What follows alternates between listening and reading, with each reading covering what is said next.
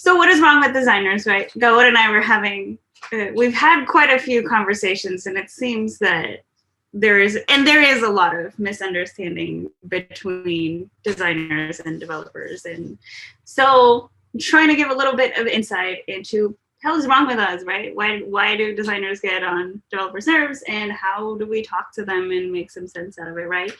And the truth is, this is nothing. We're perfect, right? So we're done. Like, no. But I say that though because there is a lot of ego around and love for their work and how things happen, which I think is why there's a barrier to talk to them. I asked y'all what were some of y'all's frustrations with designers, right? And you see things like, well, biggest one is no empathy for devs, which I thought that was interesting since designers buzzword talk empathy all the time, but for users, right? But where's the empathy for your team? Things like ignoring constraints and frameworks and not thinking about accessibility and keyword, and that makes sense. Borders are a quarter width of a block and center. I can't help you there. I don't know who did that. That's just kind of weird, and I'm sorry. This one, I thought it was funny, whoever dropped this in, because this is what I complain about clients. And I know a lot about designers that complain that clients say these things. And we're like, no, learn to be better. So it's very interesting to see that developers think this of designers. So we always have a joke of, hey, don't be a client when we're requesting something dumb, like make the logo bigger, make it pop, right?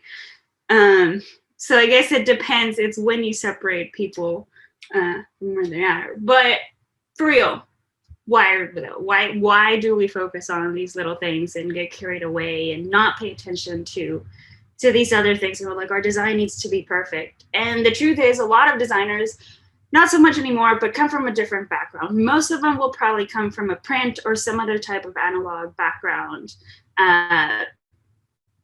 It's hard to translate to digital, really. And then we geek out, you get us together, we can be snobby and cliquey because, oh, this has to be perfect, and we get caught up in the details. And to be honest, there is a lot of fear about being wrong and inadequate and the imposter, right? There's a lot of pressure with, I have to design the coolest, the most perfect thing so that my other designer friends think I'm cool when I go to a conference and present it, right? So it's always this thing of, it has to be awesome, even if it's everything but the kitchen sink, right? But we're gonna make it big and impressive. And so we forget about the things sometimes because of that pressure. And if you think back to what we're talking about, school, whether it's a boot camp or you went to college for it, you go through these things, right? You get a bunch of designers, creatives together, and you do critiques, and you obsess over little things like all of your design principles, things need to be aligned, repetition, hierarchy, balance, all the things, right? Everything that can make it aesthetic. Type, you see letters, we see all of this, right? There's counters and how do they balance in the thing and all of the little details. It's just letters, right? It says a thing. We have a game to correctly space letter, which I am guilty of spending hours in, right? We get stuck in the details. Things in typography, like, this is why you get designers and clients. Can you just hit return so that I don't have this extra word at the end, right? It's like, no, when you resize the screen, it's gonna look stupid. But we have had to obsess over this on print and like make it perfect, and you can have this thing, the rags that help readability, right? I can't have it be all jaggedy and snaky and all those little things. So, we've been trained to that. If you go to a restaurant with a designer, we will look at the menu and the signs and we will criticize that stuff. I don't know if we do that. We do that. We have a whole website that like looks at menus. We look at all those little things. We geek out about random stuff, right? And then if you're printing, press checks, all of those things I talked about, you need to be really careful about all the things, right? Because you're going to print 10,000, 20,000 brochures or posters for something that's on a deadline, and you're going to go to press and you need to go make sure the colors are fine, right? You're going to go and like, oh, this is good, whatever. If you're doing offset printing for more, you have to make metal plates.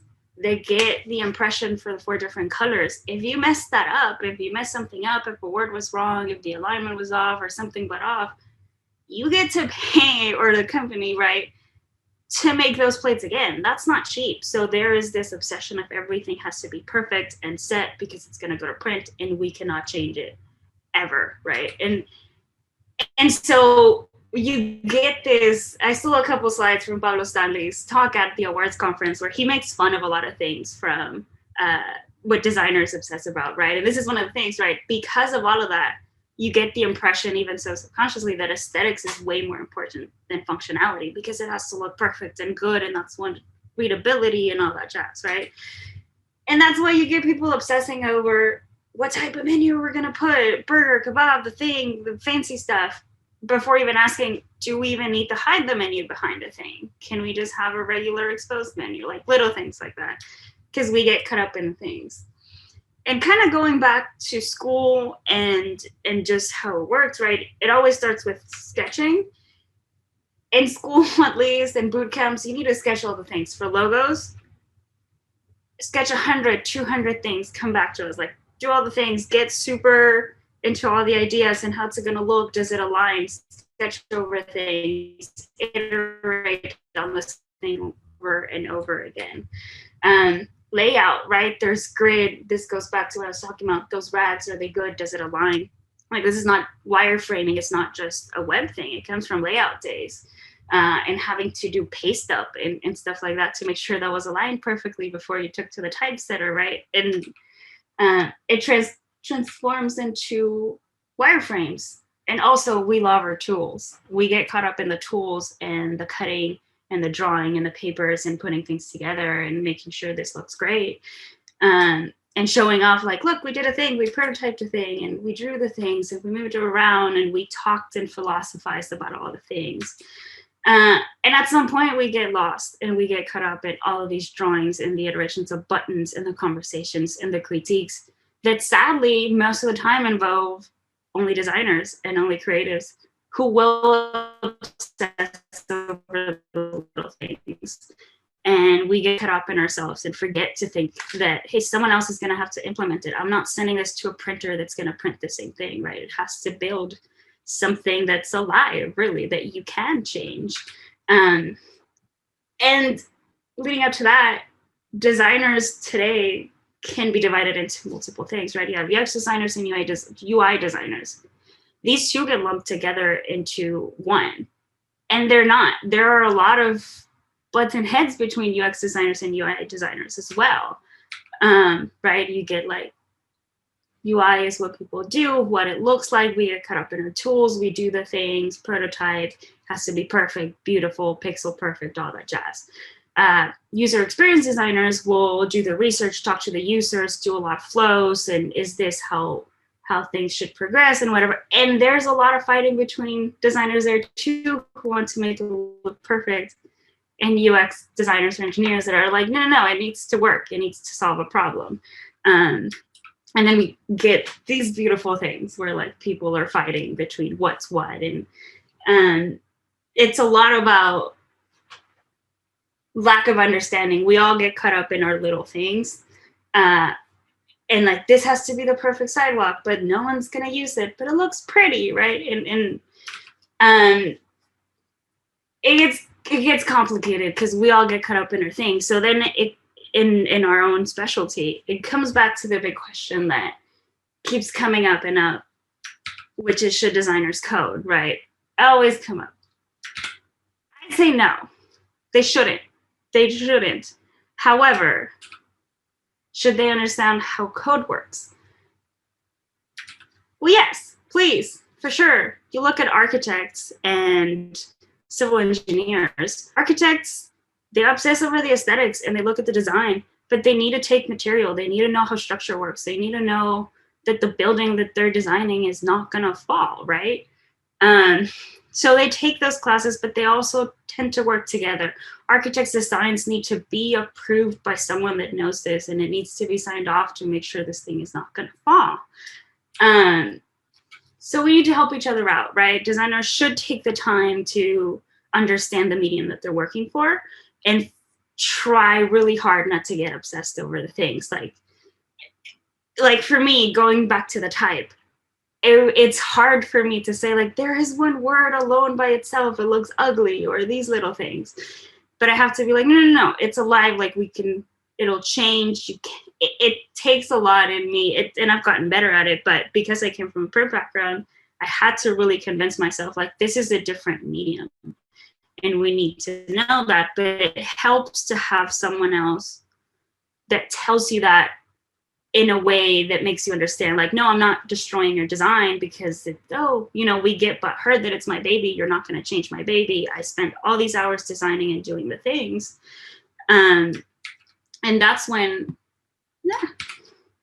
right, we need to have patience for each other and understand where we're each coming from, whether it's a UI designer, a UX designer, a developer, wherever you are in the team. We each have our own constraints and our own frustrations, and we forget about other people, but we need to have the patience to understand, hey, why are you thinking that way, right? Why you're not just not caring, right? There's a reason. So empathy is the big buzzword, but let's actually do that, right? Let's not just say it and not just for users, empathy for teammates, and how do they do, like, which is why, understand what the developer is dealing with when, like, I want this to be right here, like pixel perfect. Someone said in the forum about, I want a designer to tell me when something has to be pixel perfect and when something doesn't.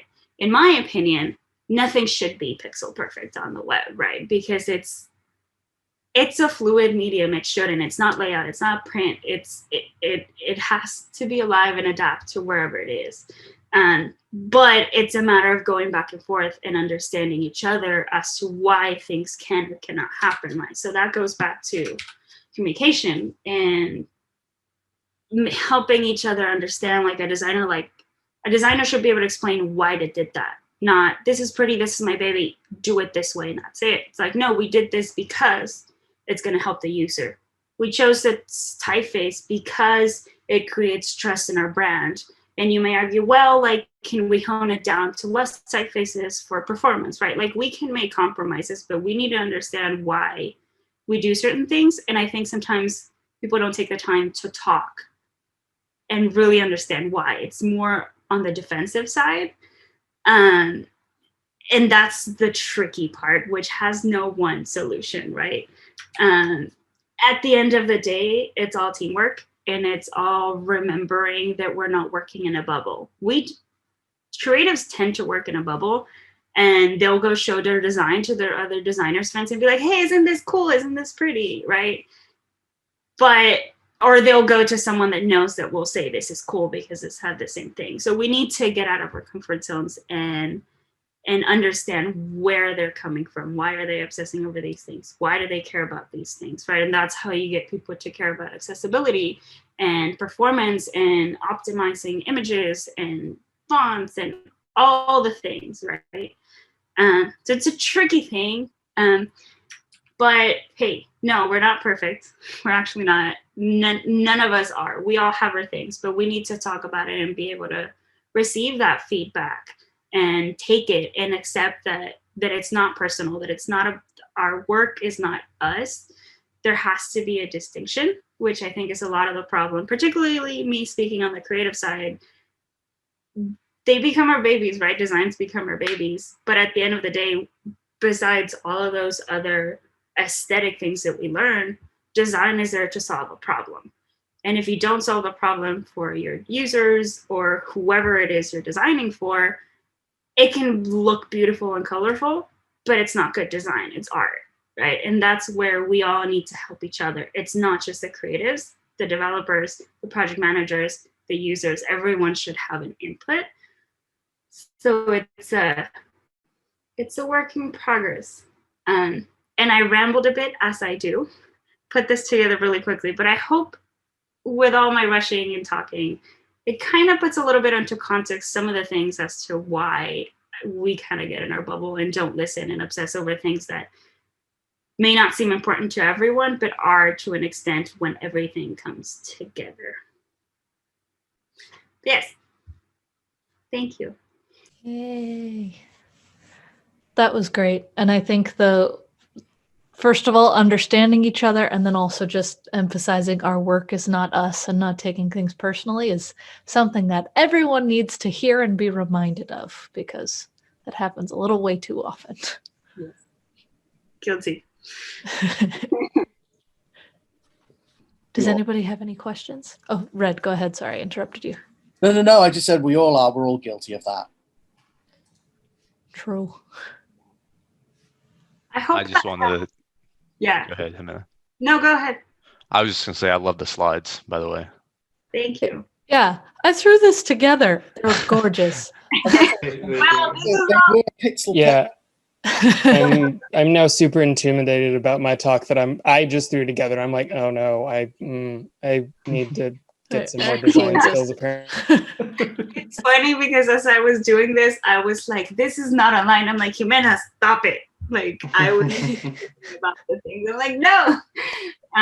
No, although the illustrations and the things, Pablo Stanley, who's a few slides I stole, he created a little plugin for Figma that will just randomly generate illustrations. And so that was really helpful. I'll share it with y'all later. But I do hope that my rambling kind of puts into context some things I think that sometimes get lost in translation, which is like, you're just stubborn and annoying and you're making my life harder, right? And both sides think that. Can I tell you the thing that I think really rang truest for me there? And that is, you've got that game which is based on kerning, on getting the kerning right. And I'm just like, it's like I could sit here and throw stones at that, but then again, I do regular expression crossword puzzles. So I mean, it's the exact same thing. Yep. It's like we're gonna obsess about the little minute details. Yeah. Having been a lighting designer for many years, you can't take me to an entertainment show of any sort, because I walk into the theater, the venue, whatever, and all my friends, like, whoever I'm with will be there and be like looking, like, oh, people watching, this sort of stuff. And I'm just there like this. Yep. And my wife hates it because she's like, okay, what's going to happen during the show? I'm like, somebody pops up over there. Somebody comes through that wall. There's going to be somebody standing there at some point, and somebody dies there, I think. I'm not sure. No, for sure. I mean, my non-designer friends, when we go to eat, it's like, oh, I start looking at them and I'm like, they're like, Jimena, like, just shut up. And if I go with a bunch of designers, it's like a whole critique on the menu, like, this could have done better. People. Exactly. For real, this paper, I have boxes and boxes of paper samples that my mother's like, why? And I keep getting more because I love it. And sadly, I don't do enough print anymore, but that is still like there. I'm like, oh, the paper, and you can print this and the foil and the thing. That's so fun.